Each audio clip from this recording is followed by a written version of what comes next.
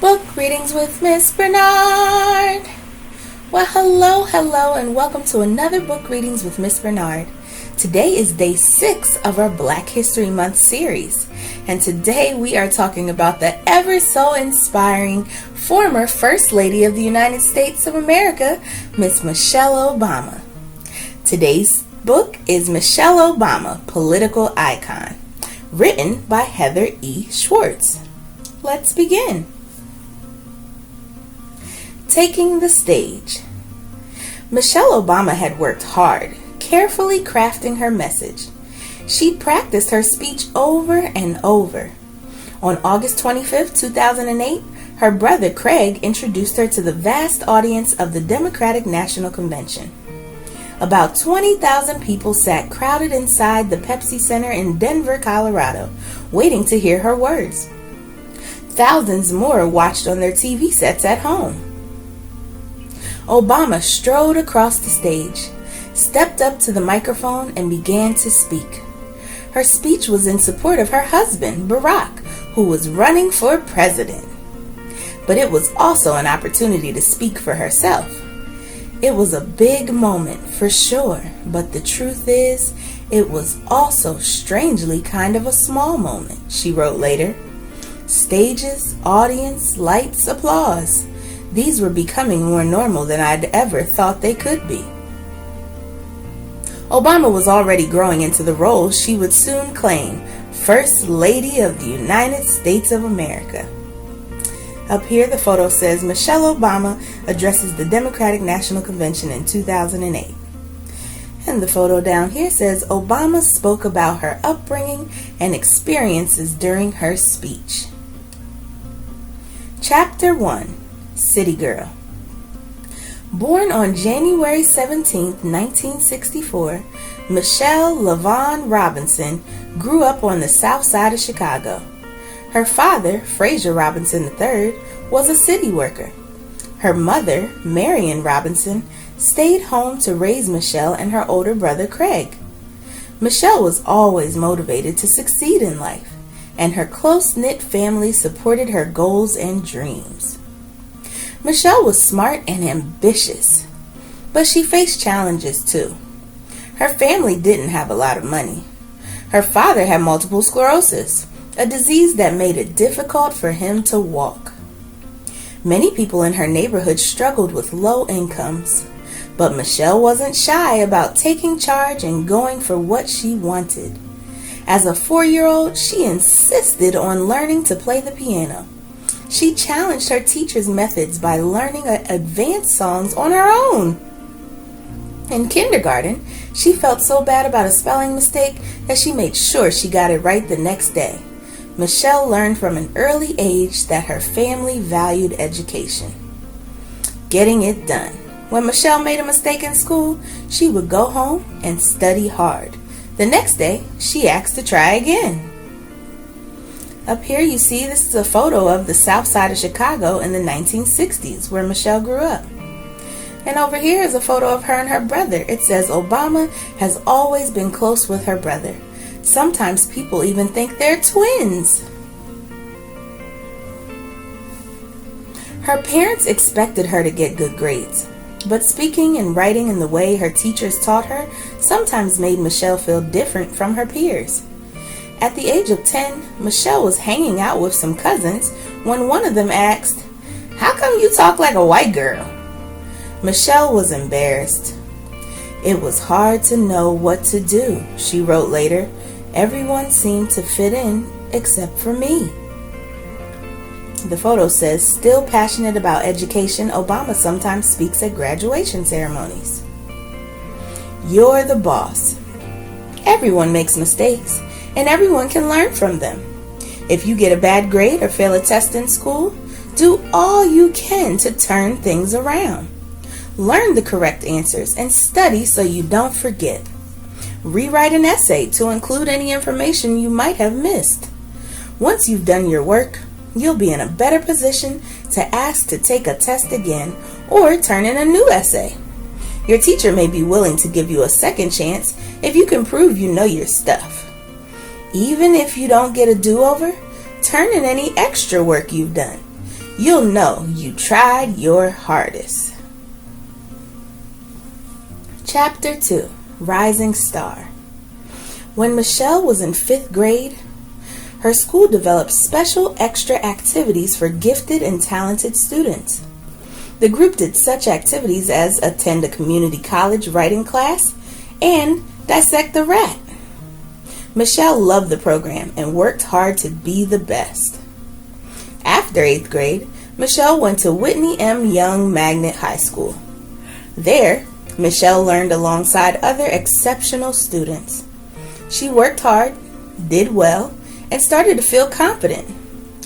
At Whitney Young, it was safe to be smart. You never hid your intelligence for fear of someone saying you talked like a white girl, she wrote later. Up here in this photo, it says Obama visits with students at Whitney M. Young Magnet High School. And down here is a photo of her in high school. It says, in high school, Michelle, back row center, took part in many activities including student council. Can you see where Michelle is in the picture? Point to her. Yep, there she is. Michelle's brother Craig was at Princeton University, and she wanted to go there too. She was surprised when a college counselor at school told her she shouldn't try to apply. But she wasn't discouraged. Instead, she decided to prove her doubter wrong. Michelle got an assistant principal to write her a recommendation letter. She focused her application essay on her family and her experiences.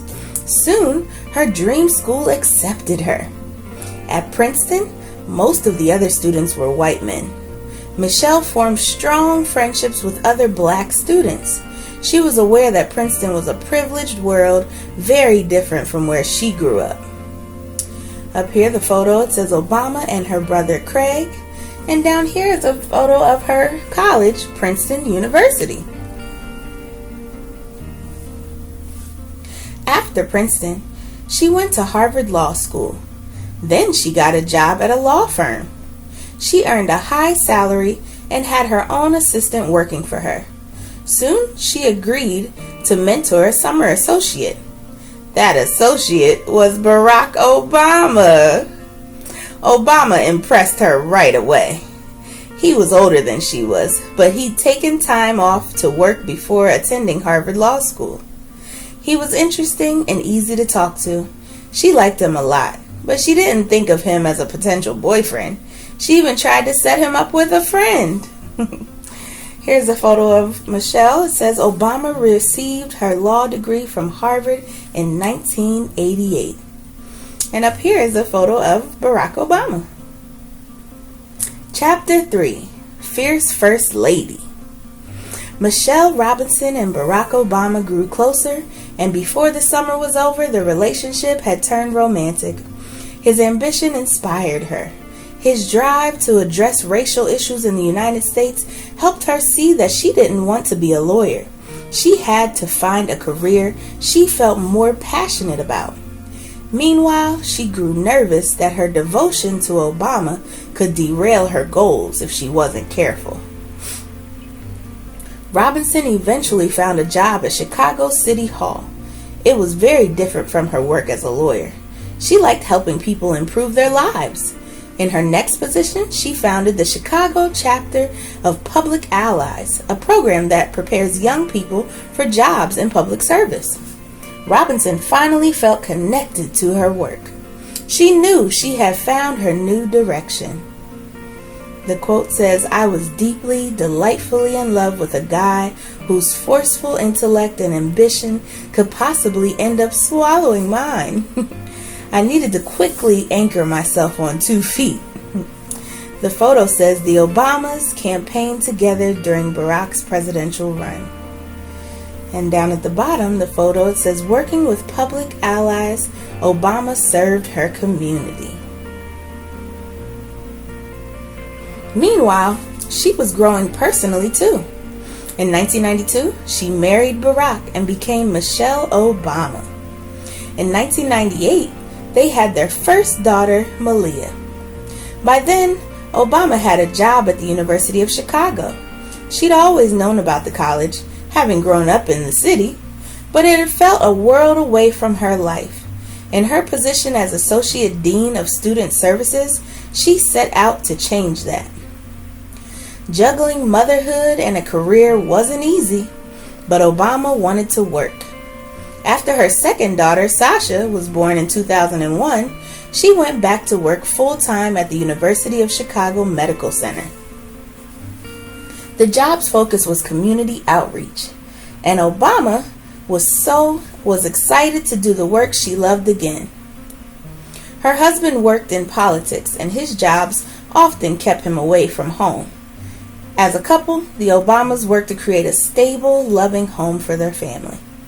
Then, when her husband was elected to the U.S. Senate, Obama discovered an even more privileged world than she had experienced at Princeton or Harvard.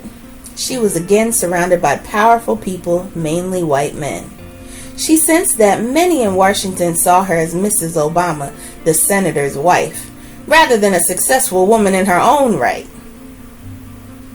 Getting it done. When she worked at the University of Chicago, Obama created a community service program. It brought college students, staff, and faculty together to work with people who lived in the area. And here you see it's a photo of Michelle Obama in 2007. And down at the bottom, her husband's political career meant Obama's family was often in the spotlight. It was an uncomfortable feeling that would soon become an even bigger issue in her life. Her husband wanted to run for president, and Obama was scared. She didn't know if she wanted that kind of life for herself or her children, but she also didn't want to stand in the way. Believing with all her heart that he could help the American people, she agreed. Obama jumped into campaigning while continuing to care for her kids. In 2008, her husband was elected the 44th President of the United States and the country's first African American president. Obama became the country's first African American First Lady. She was determined to use her power and her own experiences to do meaningful work for her country. Here you see over in this picture, Obama worked hard to make sure her daughters had a normal life. And down here it says Barack Obama became president in 2009. Chapter 4. The White House and Beyond. As First Lady, Obama decided to focus on health and wellness. In 2009, she planted a garden at the White House to inspire Americans to think about eating healthfully. Then, in 2010, she launched the Let's Move campaign. Her goal was to fight childhood obesity and help children and families live healthful lives. In 2011, Obama worked with Jill Biden, Vice President Joe Biden's wife, to launch Joining Forces. The program supported service members, veterans, and their families. When her husband was elected to a second term in 2012, Obama continued to use her time in the White House to help others. In 2014, she created Reach Higher, a program that helps students complete education beyond high school. Then, in 2015, she launched Let Girls Learn with her husband. The program worked to help girls all over the world attend school. Ooh, she is busy. Here you see Obama help children plant vegetables in her garden at the White House.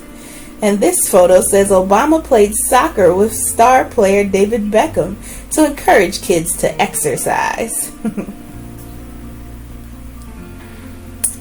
As her husband's second term ended, Obama knew leaving the White House wouldn't be easy.